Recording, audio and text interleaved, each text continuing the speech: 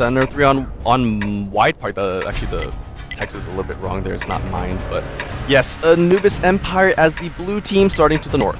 Yeah, and once again, not surprising to see other tank lineup, double 50s, double S3, and a T32. I would have rather have had like two T32s, but that's just me. I think it's pretty solid lineup. On the other side, yeah, once again, Mediase with his Bullsig, then we've got 3090, give me a name.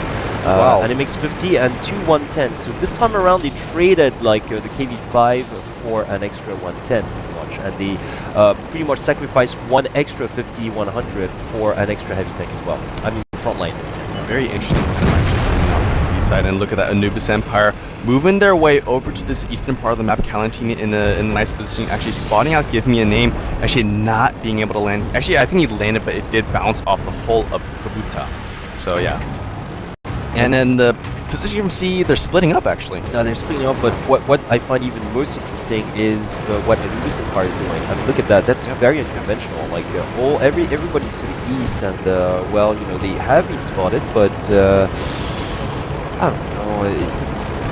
It's well, it's like 50-50 to me. yeah, it's there's a bit of a question mark as to this because they have been spotted, so the Borsig can react accordingly, can reposition, but yeah, I don't reckon they're going to cross just yet. Now, because they have made it towards the railroad, they're going to have like plenty of good cover, and just yeah, look at that. Like right now, once again, and I actually felt the same thing even on ends when they won.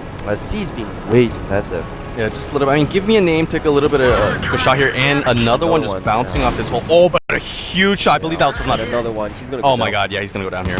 But so I guess Anubis with a very nice push here. Actually, but see, they're allowed to do this though. I mean, like C's not doing anything to retaliate. Yeah. The thing is, I don't think they were spotted though. I don't think they were actually spotted because they were kind of hugging the building. And because of that, and there were some bushes there as well, so I don't think they were spotted, and but that's why I guess they caught him. But the reason why they weren't spotted is because none of the C tanks were to the railroad. Yeah, and like you know, you can't just be that defensive and hope that Anubis is going to charge recklessly because they won't. Oh. I mean, see, that's why I was being very skeptical because, like, yeah, if you start on south like this on White Park, no matter where you start, you don't have open space pretty much. You have cover no matter where you go. Yep. So that Borsig won't have like you know what worked on ends will not work right now, obviously, because Anubis won't be afraid to charge in because they can still protect themselves. Unlike the eastern side of ends, and like yeah, this is going to be a clean sheet. Yeah, pretty much. This is good. Brilliant play coming out from Anubis Empire. Yeah, they were way too passive once again coming from C. Yeah. They should have at least had a T1 to the east and then had just more tanks on the hilltop. Well, at least one or two so that they could spot this push before it happened. Number one, and all they had was an Amos 13 on the well, roadway. exactly, which is and all their heavy forces were just hiding in behind buildings. But that's like inviting your opponent to cross safely. Actually, it's just I don't really get why they would do that in the first place.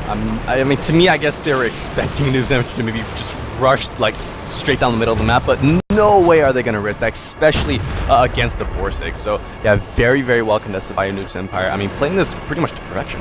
Well, exactly, and once again, they weren't challenged. So I mean,